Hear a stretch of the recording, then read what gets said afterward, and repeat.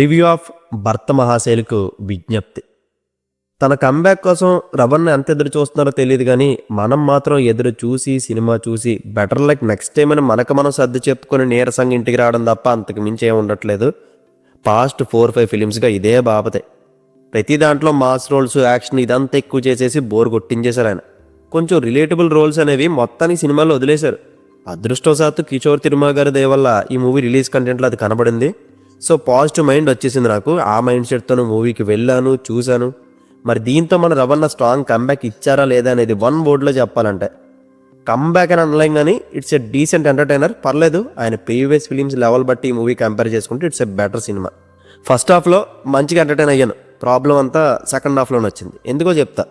వేరే అమ్మాయితో అక్రమ రిలేషన్ పెట్టుకొని అది వైఫ్కి తెలిసిపోతుందేమోనని గర్ల్ ఫ్రెండ్కి వైఫ్కి మధ్య ఆ హస్బెండ్ పడే పాటలేంటి అనేది చాలా సినిమాల్లో మనం చూసేసిన రొటీన్ టెంప్లెటే ఉంటుంది. సో సిచ్యువేషన్స్ కొత్తగా రాసుకొని అందులో నుంచి ఫన్ జనరేట్ చేయడమే ఈ సినిమా సక్సెస్ని డిసైడ్ చేస్తుంది. ఆ రైటింగ్లో కిషోర్ గారు ఒక 60% సక్సెస్ అయ్యారు. అది కూడా ఓన్లీ కామెడీలోనే. సిచ్యువేషన్స్ ఏం పెద్ద ఎంగేజ్ చేయలేదు. హస్బెండ్ ఏ ట్రాప్లో పడతాడు ముందే గెస్ కొట్టేలానే ఉంటాయి. అందుకే నేరేషన్ మీద ఫోకస్ పెట్టలేదు. నేను కేవలం కామెడీనే నమ్ముకున్నా. అది వర్క్ అయితే చాలా అనుకున్నా. సర్ప్రైజింగ్లీ ఫస్ట్ హాఫ్ అది ఫుల్ఫిల్ చేసింది. సునీల్ గారి ట్రాక్ నాకు హిలియరియస్గా నచ్చింది. ఆయనకు ఒక ఫ్లాష్ బ్యాక్ ఉంటుంది. కిరోసిన్ సుదర్శన్ అనే టైటిల్కి స్టోరీలాగా ఒకటి చూపిస్తారు. చిన్నదే, అది భలే నవ్వుకున్నాను. కానీ ఆ రోల్ని ఫుల్ ఫ్లెడ్జ్డ్గా అయితే వాడుకోవాలి. ఆయన తర్వాత 90s మిడిల్ క్లాస్లో చిన్నపిల్లడు రోల్ చేస్తాడు కదా, ఆ కుర్రోడి ట్రాక్ కూడా వర్క్ అయింది నాకు.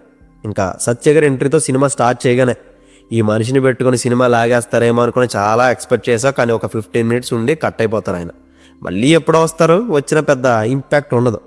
వీళ్ళతో పాటు వెన్నెల కిషోర్ గారు, మురళీధర్ గౌడ్ గారు, వీళ్ళని కూడా డీసెంట్గానే వాడుకున్నారు. నాకు పెద్ద హాస్య గ్రంథులు ఉండవు కాబట్టి కొన్ని ఫన్ పోర్షన్స్ ఏమి అనిపించలేదు. కానీ నా ముందు ఒక ఫ్యామిలీ కూర్చున్నారు, వాళ్ళు మాత్రం బాగా ఎంజాయ్ చేశారు. అండ్ ఈ సినిమాకి అన్నెసెసరీ, వేస్ట్, అనవసరమైన 2 క్యారెక్టర్స్ ఉంటాయి. ఒకటి అజయ్ ఘోష్ గారిది. ఎందుకు వస్తారో తెలియదు. ఆయన ఫస్ట్ హాఫ్లో ఒక గ్యాంగ్ను పట్టుకుని వస్తారు, తన్నించుకుంటారు, వెళ్తారు. సెకండ్ హాఫ్లో మళ్ళీ వస్తారు, మళ్ళీ తన్నించుకుని మళ్ళీ వెళ్తారు. అంతే, ఆయన టాస్క్ కంప్లీట్. సినిమాలో అవసరం లేని 2 ఫైట్స్ ఉంటాయి. 2 ఫైట్స్ కోసం ఆయన వాడుకున్నారు తప్ప ఏం యూజ్ లేదు.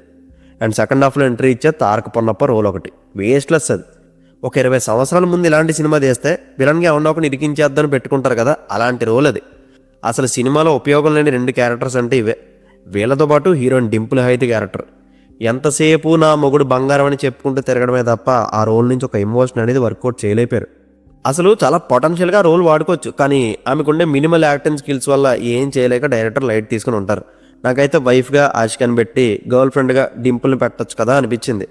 కానీ ఆషికాకి స్క్రీన్ స్పేస్ ఎక్కువ అని అలా ఉంచేసి ఉంటారు, మెయిన్ హీరోయిన్ అనుకుంటా.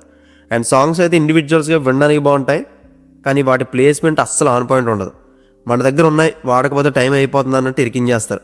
బేసిక్గా ఈ కథలో సాంగ్స్ పెద్ద అవసరం లేదు, ఎందుకంటే నెరేషన్ మీద ఫోకస్ వెళ్ళింది తప్ప ఇక్కడ సాంగ్ పెడితే బాగుంటుంది, ఎంజాయ్ చేద్దాం అనే థాట్ అస్సలు రాలేదు. ఇలా సెకండ్ హాఫ్ నాకైతే పెద్ద ఎక్కలేదు. అక్కడక్కడ ఫ్యూ లాఫ్స్ అంతే. మధ్యలో ఫ్యాన్స్ కోసం రవణ మాస్ నెంబర్ ఒకటి చేస్తారు, అది టోటల్ అన్ఎక్స్పెక్టెడ్ ఫ్యాన్ స్టఫ్ అది. ఇంకా దీనికి బిగ్గెస్ట్ డ్రాబ్యాక్ అంటే ఎండింగ్. కథ రొటీనే కాబట్టి అట్లీస్ట్ క్లైమాక్స్ ఏదైనా వెరైటీగా ప్లాన్ చేద్దాం అనుకున్నారేమో, అది బెడిసి కొట్టింది. చీటింగ్కి కరెక్ట్ జస్టిఫికేషన్ కాదు అది. మరి ఎంతమందికి నచ్చిందో తెలియదు, కానీ నాకు నచ్చలేదు. ఓవరాల్ మూవీ అయితే ఓకేష్ ఫిలిం. లైట్ కామెడీ కోసం ఒకసారి చూసేయచ్చు. రవణ మాత్రం చాలా ఫ్రెష్గా కనిపించారు. ఫ్యూచర్లో మంచి ఫ్యామిలీ ఎంటర్టైనర్ పడాలని అనిపించింది ఆయనకి. అండ్ చెప్పడం మర్చిపోయా, చిరంజీవి గారి అన్నయ్య సినిమాలో అప్పుడప్పుడు ఆత్మారావు అనే ఒక ఇన్నర్ రోల్ బయటకు వస్తుంది కదా, అలాంటిది ఇందులో కూడా వస్తుంది. దాన్ని పట్టుకుని ఇంటర్వెల్ ఇస్తారు. క్రేజీ సెటప్ అది. ఫైనల్గా మనం రవణ మాస్ కంబ్యాక్ కోసం ఇంకా ఎదురు చూడాల్సిందే. అది వచ్చే వరకు మాస్ మహారాజా అని టైటిల్ పెట్టకూడదు అనుకున్నారేమో, ఆ టైటిల్ ఈ సినిమాలో ఉండదు, ఉత్తి రవితేజ అని మాత్రమే పడింది. ఒక్క సక్సెస్ అన్న, ఒకే ఒక్క సక్సెస్. అండ్ ఈ మూవీకి నేను ఇస్తున్న rating 2.5 out of 5. See you in the next video. Take care friends and thank you.